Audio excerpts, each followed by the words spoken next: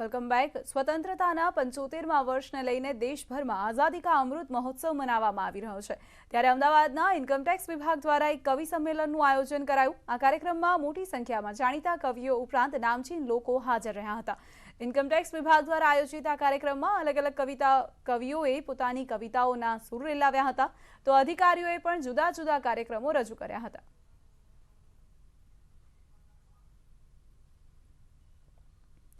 રાષ્ટ્રપતિ રામનાથ કોવિંદે સોમવારે પદ્મ પુરસ્કાર માટે પસંદ કરવામાં આવેલા મહાનુભાવોને સન્માનિત કર્યા હતા। આ નામોનું એલાન ગયા વર્ષે જ કરી દેવામાં આવ્યું હતું। અલગ અલગ ક્ષેત્રમાં વિશેષ યોગદાન આપનાર મહાનુભાવોને 3 શ્રેણીઓમાં પદ્મ વિભૂષણ, પદ્મભૂષણ અને પદ્મશ્રી એનાયત કરવામાં આવ્યા હતા।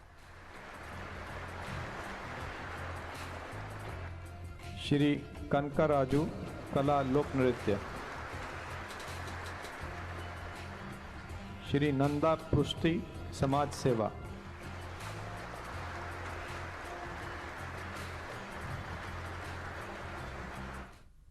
ભારતમાં જ્યાં 70% વસ્તીનું રસીકરણ થઈ ગયું છે, ત્યારે હવે સૌથી મોટો પ્રશ્ન એ છે કે શું આ રસીકરણે મહામારીથી કફોડી બનેલી અર્થવ્યવસ્થાને પાટા પર લાવવાનું કામ કર્યું છે? રસીકરણ અંગે નેટવર્ક 18 અને ફેડરલ બેંકના જાગૃતિ ઝુંબેશ સંજીવની અ શોર્ટ ઓફ લાઈફે રાજસ્થાનના એવા લોક સંગીતકારોની મુલાકાત લીધી જેમનું જીવન લોકડાઉન પછી સંપૂર્ણ અટકી ગયું હતું।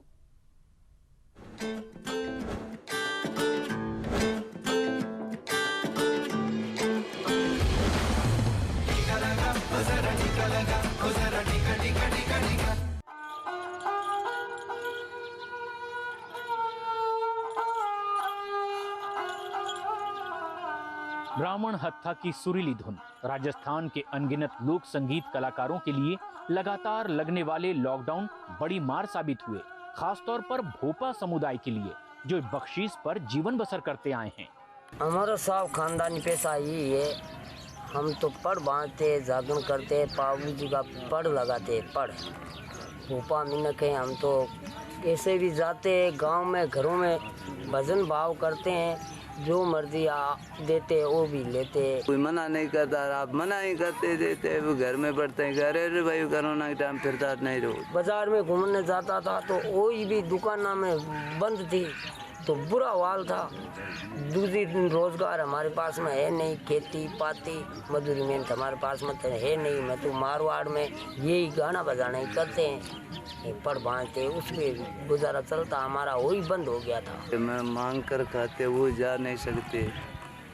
हमारे एक जगह बैठे तो बैठी है, इधर उधर मांग कर खाकर जैसे टेम दूरी चलाई।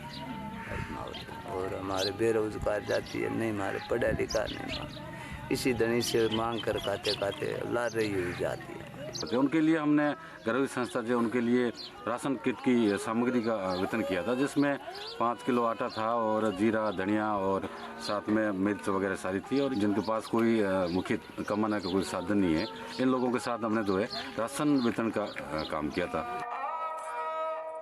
जोधपुर में कोविड-19 के मामलों में कमी आने के साथ ही जीवन फिर पटरी पर लौट रहा है।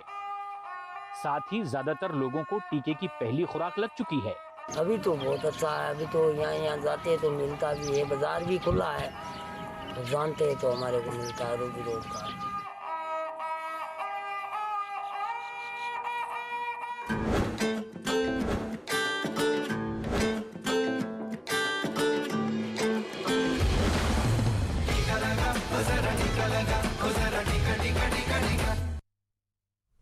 ખેડૂતોની આવક બમણી કરવાના લક્ષ્યને સાકાર કરવા માટે પ્રાકૃતિક ખેતી ખૂબ જરૂરી છે, જેનાથી જમીનની ફળદ્રુપતા અને ક્ષમતામાં વધારો થાય છે અને કૃષિ ઉત્પાદનમાં પણ વધારો થાય છે। ત્યારે સતત વિકાસથી ધબકતું ગુજરાત ભૂપેન્દ્ર પટેલના નેતૃત્વમાં નવી કૃષિ ક્રાંતિના નિર્માણ માટે પ્રાકૃતિક ખેતીના માધ્યમ દ્વારા દેશને નવી રાહ ચીંધવા માટે તૈયાર છે।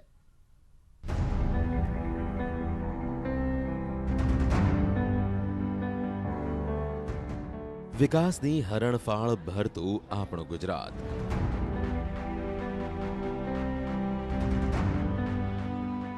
જેનામાં હામ છે અશક્યને શક્ય કરવાની।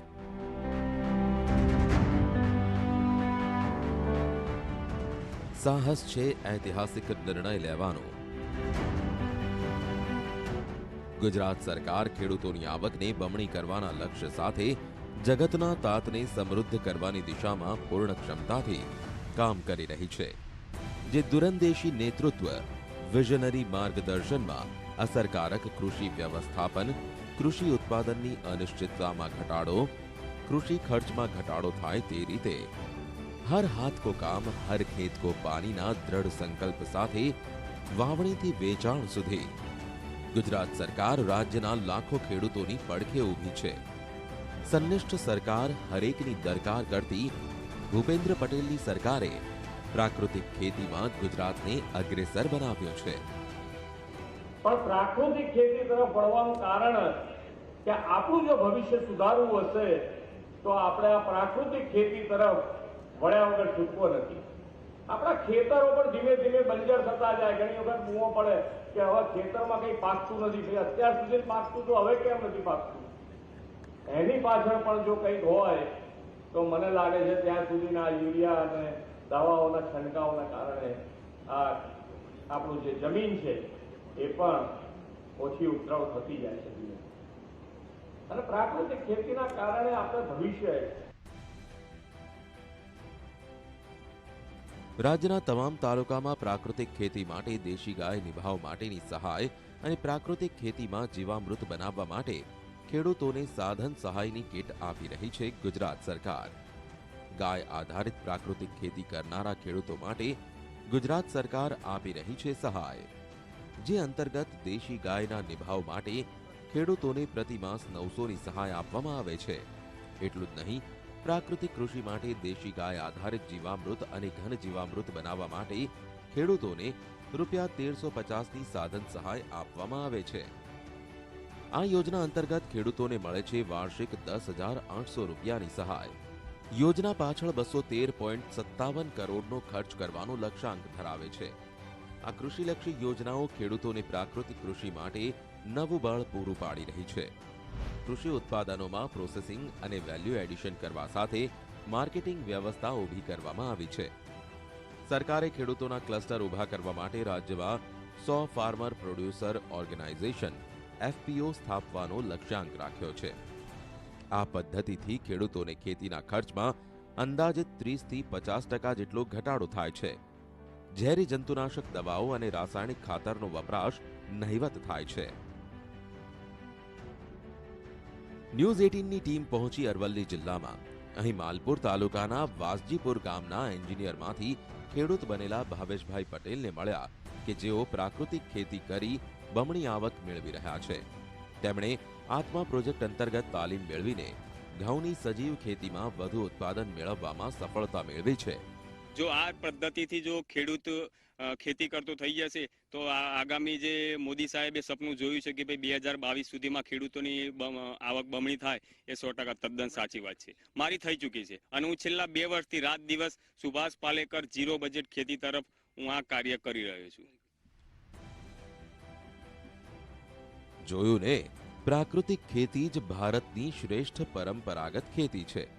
પ્રાકૃતિક ખેતી થકી પર્યાવરણના જતન અને સંવર્ધનની સાથે ઝીરો બજેટની ખેતીનું આકર્ષણ વધ્યું છે. અને એટલે જ હવે ગુજરાતનો ખેડૂત રાસાયણિક ખાતરોને તિલાંજલિ આપીને ગાય આધારિત પ્રાકૃતિક ખેતી કરી શેરડી, મગફળી, ઘઉં, બાજરી સહિતના પાકોનું વાવેતર કરતો થયો છે. ન્યૂઝ 18 ગુજરાતીની ટીમ પહોંચી ગીર સોમનાથ જિલ્લાના કોડીનાર તાલુકાના વિવિધ ગામોની મુલાકાતે. આ છે રોણાજ ગામના ખેડૂત વિજયભાઈ રાવલિયા, જેઓ છેલ્લા 5 વર્ષથી વિવિધ ધાન્ય પાકોની પ્રાકૃતિક ખેતી કરી રહ્યા છે. નજીવા ખર્ચમાં કેવી રીતે વધુ આવક મળે છે તે તેમના જ મુખેથી સાંભળીએ. અત્યારે ગવર્મેન્ટ છે તો આપણને પ્રાકૃતિક ખેતી તરફ દોરે છે, જેના માધ્યમ દ્વારા આપણને એક ગવર્મેન્ટે FPO બનાવવાની યોજના મંજૂર કરી કે FPO દ્વારા ખેડૂતોનું સંગઠન થાય. મુખ્યમંત્રી શ્રી ભૂપેન્દ્રભાઈ પટેલના નેતૃત્વવાળી ગુજરાત સરકાર જે સતત ચિંતા કરે છે જનજનની સુખાકારીની, જે કાળજી રાખે છે ખેતરે ખેતરે પાણી પહોંચાડવાની, ત્યારે વિકાસથી ધબકતું ગુજરાત નવી કૃષિ ક્રાંતિના નિર્માણ માટે પ્રાકૃતિક ખેતીના માધ્યમ દ્વારા દેશને નવો રાહ ચીંધવા તૈયાર છે, જે ખેતી અને ખેડૂતના સર્વાંગી વિકાસનો દ્યોતક બની રહેશે.